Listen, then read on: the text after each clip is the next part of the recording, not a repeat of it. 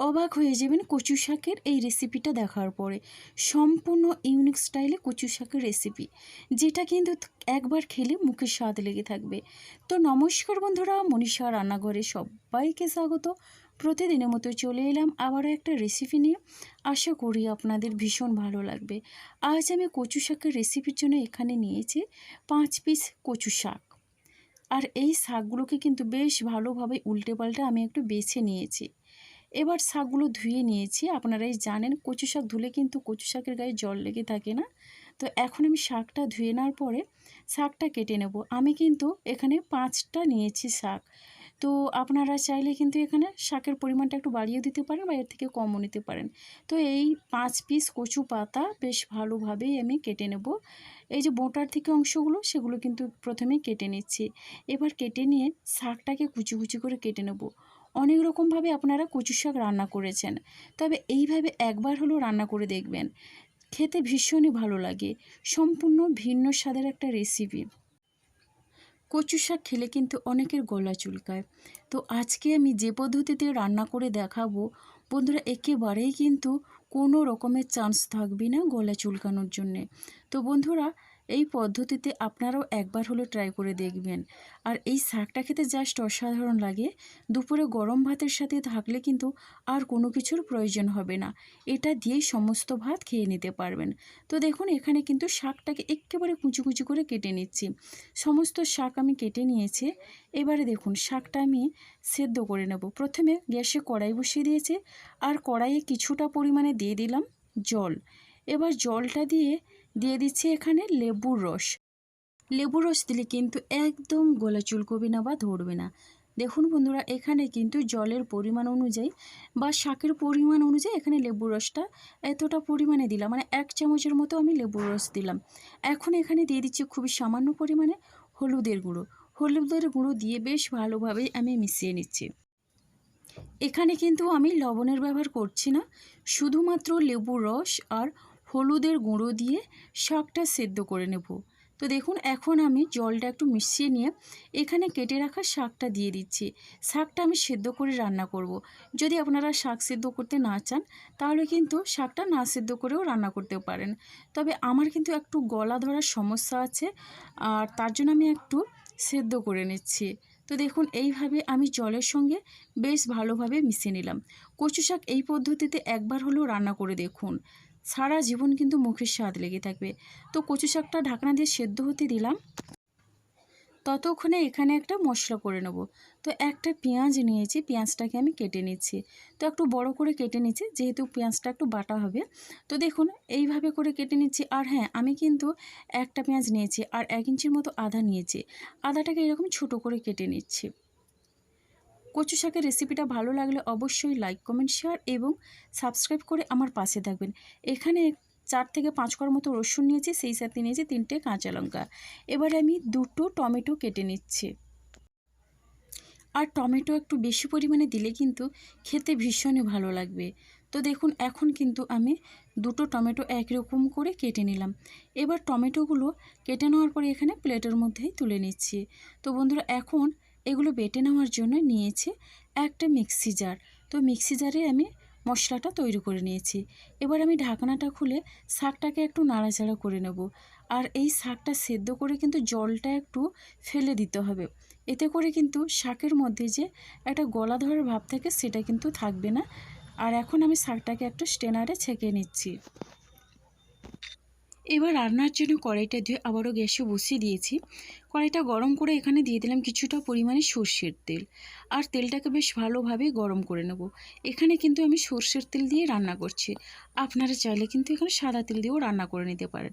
তো দেখুন এখানে তেলের মধ্যে ফোড়নে দিয়ে দিচ্ছি গোটা গরম মশলা, মানে এলাচ, লবঙ্গ আর দারচিনি।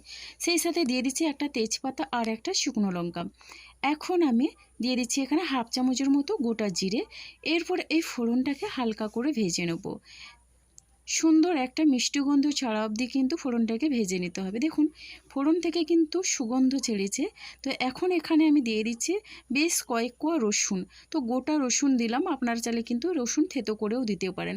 এবার রসুনটা দিয়ে একটু নাড়াচাড়া করে নিচ্ছি। রসুনটা হালকা করে ভেজে নিয়েছি। আর এখন আমি বেটে রাখা মশলাটা দিয়ে দিলাম। তো বন্ধুরা এরপরে এখানে আমি মিক্সি জারটা ধুয়ে অল্প পরিমাণে মশলা ধোয়া জলটা দিয়ে দিলাম।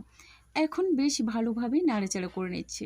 মশলাটাকে কিন্তু খুব সুন্দরভাবে কষিয়ে নিতে হবে। মশলার মধ্যে যাতে কোনো রকমের কাঁচা গন্ধ না থাকে, তো সেইভাবে কিন্তু মশলা কষিয়ে নিতে হবে। আর হ্যাঁ, মশলা একটু ভালোভাবে কষিয়ে নিলে কালারটাও যেমন সুন্দর আসে, সেই সাথে রেসিপির স্বাদটাও কিন্তু দারুণ হয়।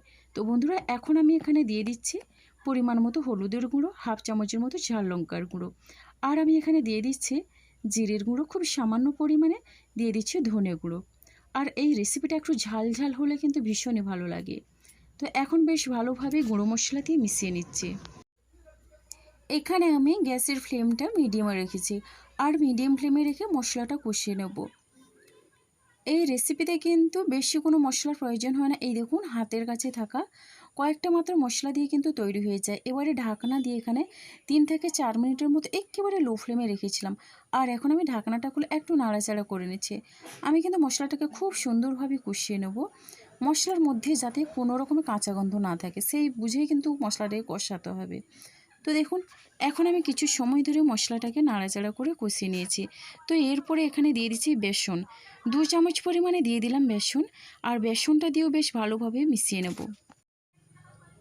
তো বেশি পরিমাণে বেসন দেওয়ার দরকার নেই, এখানে 2 চামচের মতো বেসন দিলেই হবে। তো দেখুন বেসনটা দিয়েও খুব সুন্দরভাবে নাড়াচাড়া করে মিশিয়ে নিচ্ছি। আর বেসনটা দেওয়ার পরে কিন্তু অনেকটা পরিমাণে মশলাটা একটু শুকনো শুকনো টাইপের হয়ে গেছে। এরপরে এখানে অল্প পরিমাণে জল দিলাম, আর জলটা দিয়ে বেশ ভালোভাবে মিশিয়ে নিচ্ছি। তো এখন দেখুন এইভাবে কিছু সময় ধরে নাড়াচাড়া করে মিশিয়ে নেওয়ার পরে এখানে যে আমি কচুর শাকটা সেদ্ধ করে রেখেছিলাম, তো কচুর শাকটা দিয়ে দিলাম, আর কচুর শাকটা দিয়েও বেশ ভালোভাবে মিশিয়ে নেব। কচু শাকের এই রেসিপিটা বন্ধুরা বাচ্চা থেকে বড় সবাই কিন্তু ভীষণই তৃপ্তি করে খাবে। যারা কচু শাক একেবারে অপছন্দ করেন, আপনারাও কিন্তু এইভাবে একবার রান্না করে দেখুন। একবার খাওয়ার পরে কিন্তু মুখের স্বাদ লেগে থাকবে। তো দেখুন এখানে কিন্তু 2 থেকে 3 মিনিটের মতো একেবারে হাই ফ্লেমে রেখে নাড়াচাড়া করে কষিয়ে নিলাম। এরপরে দিয়ে দিচ্ছি এখানে খুবই সামান্য পরিমাণে চিনি। আর চিনিটা দিলে কিন্তু সব কিছুর স্বাদ ব্যালেন্স করবে, খেতে লাগবে অসাধারণ। এবার আমি চিনিটা দিয়ে গ্যাসের ফ্লেমটা একেবারে লোতে রেখে দিলাম। লোতে রেখে বেশ ভালোভাবে নাড়াচাড়া করে নিচ্ছি। চিনিটা যদি আপনারা পছন্দ না করেন তাহলে চিনি নাও দিতে পারেন। তো এখন এখানে পরিমাণ মতো জল দিয়ে দিচ্ছি। জলটা দিয়ে বেশ ভালোভাবে মিশিয়ে নেব। আর এই রান্নাতে কিন্তু বেশি জলের প্রয়োজন হবে না। তো অল্প অল্প জল দিয়ে বেশ ভালোভাবে মিশিয়ে নিচ্ছি। মোটামুটি এখানে কিন্তু 1 কাপের মতো আমি জল দিয়েছি। এবারে দেখুন এখানে মিশিয়ে নেওয়ার পরে এই রান্নাটা হতে কিন্তু বেশি সময় লাগবে না। তো এরপরে এখানে আমি দিয়ে দিচ্ছি স্বাদ অনুসারে লবণ, আর লবণটা দিয়েও বেশ ভালোভাবে মিশিয়ে নেব। কচু শাকের এই রেসিপিটা বন্ধুরা সুগন্ধেই যেন এক থালা ভাত খেয়ে নেবেন, এটা এতটাই টেস্টি হয় খেতে। তো দেখুন লবণটা দিয়েও খুব সুন্দরভাবে মিশিয়ে নেওয়ার পরে ঢাকনা চাপা দিয়ে এখানে মিডিয়াম ফ্লেমে রান্না হতে দেবো প্রথমে 4 মিনিটের মতো। তো এখন আমি ঢাকনাটা খুলে একটু নাড়াচাড়া করে নেব। কতটা লোভনীয় হয়েছে রেসিপিটা দেখেই বুঝতেও পারছেন। ভীষণ টেস্টি এই রেসিপি। আর এটা কিন্তু আপনাদের ভালো লাগলে বন্ধুবান্ধবের মধ্যে বেশি বেশি করে শেয়ার করে দেবেন। আর একটা মিষ্টি কমেন্ট করবেন। আপনাদের একটা মিষ্টি কমেন্ট কিন্তু আমাকে অনেকটা উৎসাহ দেয় নতুন নতুন রেসিপি বানানোর জন্যে। তো দেখুন গ্রেভিটা কিন্তু এই রকম থাকবে। এই রেসিপিটা কিন্তু একেবারে শুকনো শুকনো হবে না, এই রকম গ্রেভি থাকবে। তো এখন আমি এখানে দিয়ে দিচ্ছি গরম মশলা গুঁড়ো নামানোর আগে, আর গরম মশলা গুঁড়ো দিয়ে বেশ ভালোভাবে আমি মিশিয়ে নিচ্ছি। তো বন্ধুরা এইভাবে করে কিন্তু মিশিয়ে নিতে হবে। আর দেখলেন তো খুব সহজে কিন্তু কচু শাকের রেসিপিটা তৈরি হয়ে গেল, আর কতটা লোভনীয় হয়েছে দেখেই বুঝতে পারছেন। তো এখন কিন্তু এইভাবে মিশিয়ে নেওয়ার পরে এটা আমি ঢাকনা দিয়ে স্ট্যান্ডিং টাইমের জন্য 5 মিনিট রেখে পরিবেশন করে নেব। তো বন্ধুরা আজকের রেসিপিটা আমার এই পর্যন্ত। আর আগামীকাল আসবো আবারও একটা নতুন রেসিপি নিয়ে। আপনারা সবাই সুস্থ থাকুন, ভালো থাকুন। অসংখ্য ধন্যবাদ। আর অনেক অনেক ভালোবাসা রইল আমার সোনা বন্ধুদের জন্যে। তাহলে বন্ধুরা আজকের মতো সবাইকে টাটা।